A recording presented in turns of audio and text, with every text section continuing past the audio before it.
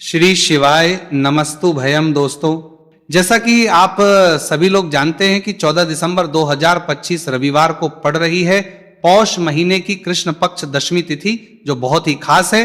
और दोस्तों, ये वो तिथि है जो कि पौष महीने में रविवार को पड़ रही है, तो इस दिन का महत्व और भी अधिक बढ़ जाता है।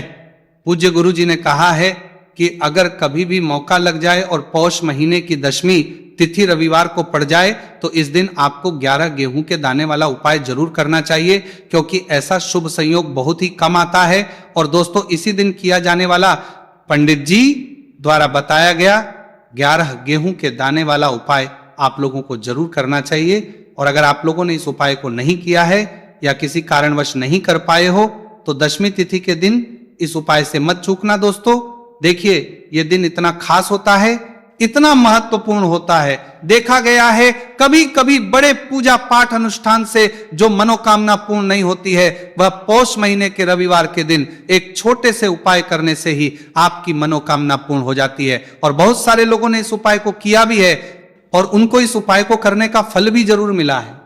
अगर आप लोग भी इस उपाय को रविवार दशमी तिथि के दिन करना चाहते हैं तो आप इस उपाय को पहले अच्छे से समझ लेना, सुन लेना, उसके बाद करना। आपको इस उपाय का फल जरूर मिलेगा। करना, आपकी सभी मनोकामनाएं पूरी हो जाएंगी। दोस्तों, हम आपको यहां पर बता दें कि ये जो 11 गेहूं के दाने वाला उपाय है, ये उपाय पंडित जी ने अपनी अभी की शिव महापुराण की कथा में ही बताया है। और इस उपाय को करने से आपके घर में चाहे किसी भी प्रकार की दुख और समस्या क्यों ना चल रही हो, आपको उसका कारण भी नहीं पता है कि भाई ये समस्या किस कारण से चल रही है, उसका कुछ भी कारण हो सकता है। जैसे पितृदोष हो सकता है, कालसर्प दोष हो सकता है, या किसी भी तरह का मंगल दोष भी हो सकता है, और भी बहुत के दोष होते हैं, कुछ भी हो सकता है। पर आपको इस उपाय को करने के लिए अपने दोष को पता लगाने की भी जरूरत नहीं है। आपके घर में किस कारण से इतनी दुहक और परेशानी आ रही है, वो भी आपको पता लगाने की जरूरत नहीं है। बस रविवार के दिन इस उपाय को कर लेना, क्योंकि इसी एकमात्र उपाय को करने से आपके पूरे घर परिवार में सुख और शांति हो जाएगी। आपके घर में अच्छे अच्छे काम होने का रहेगा। आपके घर में एक ही एक काम होने का रहेगा। माला कि आपके कर्म करने से, एक कर्म दुहक करने से आपके घर में अच्छे काम होने कर्म लगेंगे। आपकी जो भी मनोकामना होगी वो आपको करना कैसे है, किसको करना है, किस समय करना है और कैसे करना है। देखो, उपाय बिल्कुल आसान है, बस समझने वाली बात है। ध्यान से समझिए, उसके बाद ही आप लोग जो है इस उपाय को जरूर कीजिएगा। लेकिन उससे पहले जो भी मेरे भाई मेरी प्यारी बहनें आज चैनल पर पहली बार आए हैं या मेरी आवाज आज पहली बार सुन रहे हैं, अगर आप भी महादेव के सच्चे भक्त हैं तो वीडियो को लाइक और चैनल को सब्सक्राइब जरूर कर लें और कमेंट बॉक्स में लिखिए हर हर महादेव, जय भोलेनाथ। अब सबसे पहली चीज हम लोग ये समझते हैं कि इस 11 गेहूं के दाने वाले उपाय को इस दशमी तिथि के दिन किसको करना है। तो देखिए, इस उपाय को घर के सभी सदस्यों को करने की बिल्कुल भी जरूरत नहीं है। घर में से कोई एक मुख्य बड़ा सदस्य ही इस उपाय को करेगा तो उस घर परिवार के सभी सदस्यों को इस उपाय को करने का फल मिल पर वो बड़ा सदस्य कौन होगा, कौन व्यक्ति इस उपाय को करेगा। तो यहां पर देखिए, हम आपको बता दें, घर की जो बड़ी माताएं बहनें होंगी, घर की बड़ी माताओं बहनों में से कोई भी एक माता बहन इस वाले उपाय को कर सकती है। अपने पूरे घर परिवार के लिए घर में सभी सदस्यों को इस उपाय को करने की जरूरत नहीं है। मात्र घर की जो बड़ी माताएं बहनें हैं, उनमें से कोई भी एक माता बहन इस वाले उपाय को करेगी, उसके घर परिवार के पूरे सदस्यों को इस उपाय का फल मिलेगा। अगर किसी कारणवश माताएं बहनें घर में उपस्थित ना हो या वो इस उपाय को ना कर रही हो, कुछ दिक्कत हो, तो भाई उस जगह पर फिर घर का कोई बड़ा व्यक्ति भी इस उपाय को कर सकता है। माताओं बहनों के कहने का मतलब ये था कि माताएं बहनें घर की लक्ष्मी होती हैं। जब घर की लक्ष्मी कोई उपाय करती है तो निश्चित ही भगवान शिव जी बहुत जल्दी प्रसन्न होते हैं और उपाय का फल में बहुत जल्द और बहुत बड़ा करके भी यहां पर देते हैं। तो आप लोग ये बात समझ गए हों। अब हम ये बात समझते हैं इस वाले उपाय को हमें करना किस समय है। इस 11 गेहूं के दाने वाले उपाय को हमें इस रविवार दशमी तिथि के दिन करना किस समय है। तो देखिए, इस उपाय को करने का जो समय है शाम का समय है। अब देखिए, यहां पर हम मुख्य रूप से सुबह का समय नहीं बोलेंगे, क्योंकि देखिए ये जो दशमी तिथि है और आप सभी लोग जानते हैं इसका प्रदोष काल का जो समय होता है ना, इस दिन भगवान शिव और माता पार्वती जी का सबसे प्रिय दिन होता है। तो आप लोग इस गेहूं के दाने वाले उपाय को शाम के समय में कर सकते हो। और देखो, अगर सुबह करोगे तो आप 8 बजे से 11 बजे के मध्य इस उपाय को करता है सकते हो। और देखो, अगर शाम के समय कर रहे हो तो इस दिन जरूर शाम के समय का ध्यान रखना कि रात के 6 बजे से लेकर 7 बजे के बीच में अगर आप इस उपाय को कर सकते हो तो बिल्कुल कर लेना। पूरी कोशिश करना, आपको उपाय का फल जरूर मिलेगा। ये बात आपको समझ आ गई। अब बात करते हैं उपाय की। देखो, गुरुजी ने कहा है कि अगर रविवार के दिन दशमी तिथि पड़ जाए तो इस दिन आपको 11 गेहूं के दाने वाला उपाय तो अवश्य ही करना चाहिए। देखो, ये उपाय यदि आपके जीवन में कर्जा बहुत अधिक है, आपके जीवन में संकट बहुत अधिक रहते हैं, आपके ऊपर बहुत अधिक विपदा आ रही है, बार बार आपको अपने व्यापार में और अपने धन में हानि देखने को मिल रही है, यानी कि आपको प्रत्येक कार्य में हानि हो रही है, तो आपको यह करना चाहिए। देखिए, इस उपाय के लिए आपको 11 गेहूं के दाने आपको लेने हैं, ठीक है। 11 दाने लेने के बाद में आपको जरूरत होगी चावल के दानों की। 11 चावल के दाने और 11 गेहूं के दाने, और चावल के दाने खंडित नहीं होने चाहिए। अब आप कहोगे भैया गेहूं कहां से लेने हैं? देखो, आपको किसी भी किराना स्टोर पे गेहूं के दाने मिल जाएंगे, जाके ले लेना, ठीक है ना। 11 गेहूं 11 चावल के दाने लेने हैं। साथ ही साथ आपको एक तांबे का लोटा लेना है और उस तांबे के लोटे में आपको जल भरना है। जल खुद के घर का होना चाहिए, मंदिर का नहीं होगा। अब आप ये सब सामग्री लेकर पहुंच जाओगे महादेव के शिवलिंग के पास में शाम के टाइम पे प्रदोष काल में।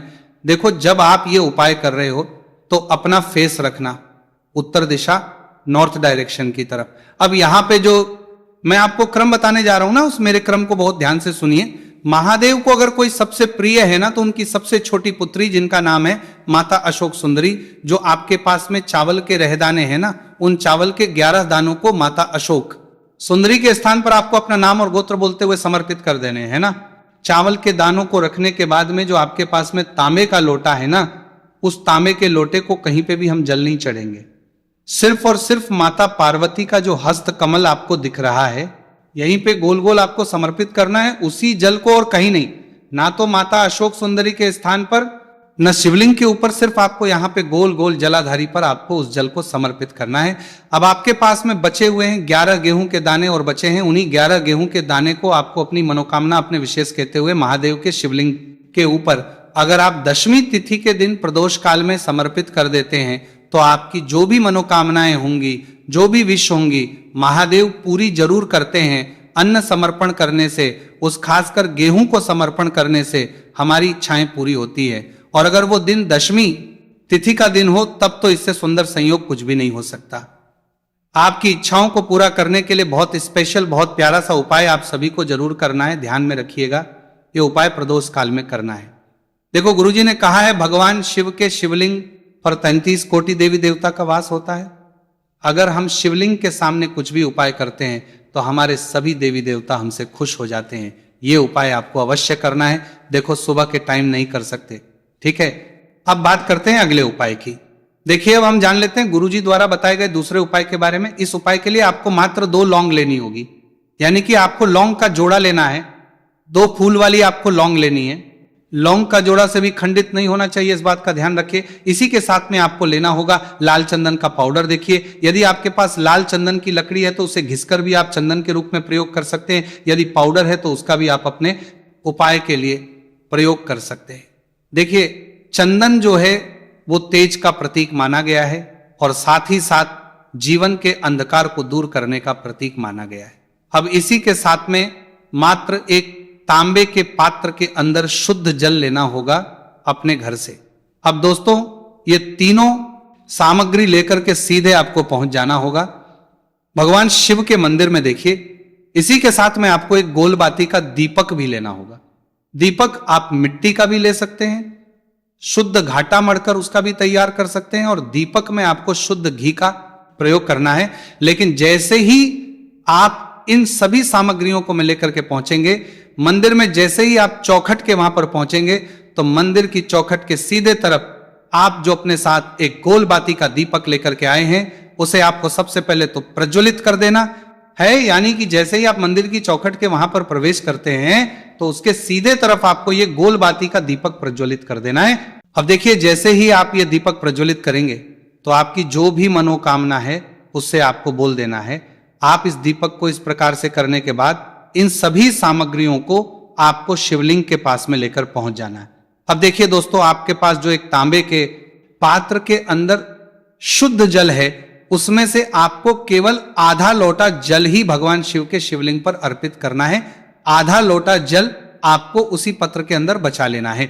अब दोस्तों, आपके पास जो 2 लौंग है यानी कि का जोड़ा है, उससे आपको अपना नाम और अपने गोत्र को बोलते हुए आपकी जो भी समस्या चल रही है, आपके जीवन में जो भी परेशानी उत्पन्न हो रही है, उन्हें आपको बोल देना है। और ये जो लौंग का जोड़ा है, इसे आपको भगवान शिव के शिवलिंग पर अर्पित कर देना है। जैसे आप ये 2 लौंग शिवलिंग पर चढ़ाएंगे तो अपना हाथ जो है वहां पर आपको रखना है और महादेव से आपको प्रार्थना करनी है कि मेरे जीवन की ये जो परेशानियां हैं ये सभी दूर हो जाए। यानी कि आपके जीवन में धन की संबंधित परेशानी चल रही है, कर्ज की समस्या चल रही है, बच्चों का पढ़ाई लिखाई में मन नहीं लग पा रहा है, घर के जो आर्थिक संकट है वो सभी दूर हो, व्यापार आपका ढंग से नहीं चल पा रहा है, घर में रोग की स्थिति बनी हुई है, यानी कि जिस भी प्रकार की आपकी समस्याएं हैं उसे आपको महादेव से बोल देना है और महादेव से इन सभी समस्याओं को दूर करने के लिए आपको प्रार्थना कर लेनी है। अब देखिए दोस्तों, आपने जो 2 लौंग शिवलिंग पर समर्पित की थी उसे आपको वहां से उठा लेना है और इन दोनों को आपको शिवलिंग से उठा करके सीधे उससे जल के पात्र के अंदर डाल देना है। यानी कि अपने आधा लोटा जल और बचाया हुआ था उसी के अंदर आपको ये 2 लौंग डाल देनी है और साथ में आप जो लाल चंदन लेकर के आए थे उस लाल चंदन को भी आपको उसी पात्र के अंदर डाल देना है। यानी कि आधा लोटा जल और बचा हुआ है तो उसी आधे लोटे जल के अंदर आपको ये लाल चंदन भी डाल देना है। अब देखिए, इस आधे लोटे जल में है जिसमें अपने 2 लौंग ली है, लाल चंदन डाला है, उसे सीधे लेकर के आपको पहुंचना है बेलपत्र के वृक्ष के। वहां पर देखिए, बेलपत्र का वृक्ष यदि आपके घर पर है तो वहां पर आपको आ जाना है। आपके घर के आसपास कहीं भी है तो वहां पर आपको पहुंच जाना है और उसके बाद आपका जो मुख है वो उत्तर दिशा की ओर होना चाहिए और उसके बाद आपको अपना नाम और अपनी गोत्र को बोलना है और पुनः अपने जो भी परेशानियां शिवलिंग के पास में बोली थी उन्हें आप वापस से बेलपत्र के वहां पर भी बोल देनी है। और ये जो आधा लोटा जल और है, इससे आपको पूरा बेलपत्र के वृक्ष की जड़ में श्री शिवाय नमस्तु भयम इस मंत्र का जाप करते हुए समर्पित कर देना है। तो बस इतना सा उपाय आपको करना है। जो भी आपकी परेशानी है, समस्या है, उससे महादेव निश्चित ही दूर करेंगे। अब दोस्तों, हम जान लेते हैं तीसरे चमत्कारी और विशेष उपाय के बारे में। देखिए, ये उपाय बहुत ही है क्योंकि इस उपाय से आपके जिम्मे में तेज की वृद्धि होगी, यानी कि जीवन से जितना भी अंधकार ही वो सभी दूर करेंगे होगा। तो इस उपाय के लिए आपको मात्र एक गुड़ का टुकड़ा लेना है। गुड़ का टुकड़ा आपके जीवन में तेज की वृद्धि करता है और साथ ही साथ आपके जीवन से जो अंधकार है उसे दूर करता है। इसी के साथ में आपको एक चावल दाना यानी कि अक्षत का दाना लेना है। ये चावल का दाना आपके जीवन में सुख शांति को लेकर के आता है, आपके जीवन में धन की जितनी भी परेशानियां हैं उन्हें समाप्त करता है। इसी के साथ मैं आपको मात्र एक हरा मूंग लेना है। हरा मूंग जो है वह बुध ग्रह को प्रसन्न करता है। देखिए, हरे मूंग का उपाय करने से बुध ग्रह मजबूत होता है और बुध ग्रह के मजबूत होने से बुद्धि, ज्ञान और विवेक की प्राप्ति होती है। तो ये तीनों ही सामग्री आपको एक एक लेनी है, यानी कि एक गुड़ का, एक चावल का दाना, एक हरा मूंग आपको लेना है। देखिए, हरा मूंग का दाना और का जो दाना है वो आपको साबुत लेना है, खंडित नहीं होना चाहिए। और इसी के साथ में आपको मात्र एक तांबे के पात्र के अंदर अपने घर से शुद्ध जल ले लेना है। देखिए, अब इन सभी सामग्रियों को लेकर के सीधे आपको पहुंच जाना है भगवान शिव के मंदिर में। आप ये उपाय सुबह से लेकर के शाम तक किसी भी समय कर सकते हैं, लेकिन रविवार के दिन ही आपको इस उपाय को करना है। तो सबसे पहले तो ये जो एक गुड़ का टुक्का है, एक चावल का दाना है और एक हरा मूंग का दाना है, उन तीनों को आपको उस जल के पात्र के अंदर डाल देना है। लेकिन ये जो उपाय है आपके जीवन की सारी परेशानियों को दूर करने के लिए होता है, लेकिन विशेष मनोकामना तीनों सामग्रियों से ही आपकी परिपूर्ण हो जाती है। देखिए, यदि आपके जीवन तेज होगा तो सभी आपसे वार्तालाप करेंगे, सभी आपसे बात करेंगे और आपका जो मान सम्मान है वो बढ़ता है। और चावल का जो दाना है वो धन वृद्धि करता है, मन की शांति के लिए होता है। और हरा मूंग जो है वो बुद्धि, ज्ञान और विवेक की प्राप्ति के लिए होता है। अब देखिए, ये जो एक पात्र है, इससे आपको भगवान शिव के शिवलिंग पर धीरे धीरे अर्पित कर देना है। श्री शिवाय नमस्तु भयम इस मंत्र का जाप करते हुए और तुम रुकेश्वर महादेव का मन में स्मरण करते हुए, लेकिन तुम रुकेश्वर महादेव का स्मरण करने से ये जो उपाय है और अधिक प्रभावशाली हो जाता है। तो महादेव का स्मरण करते हुए ये उपाय करने से आपके जीवन में जो भी अशांति है वह सभी दूर हो जाएगी। तो इस प्रकार से आपको ये सुंदर सा उपाय कर लेना है। इसके बाद बात करते हैं तीसरे उपाय की।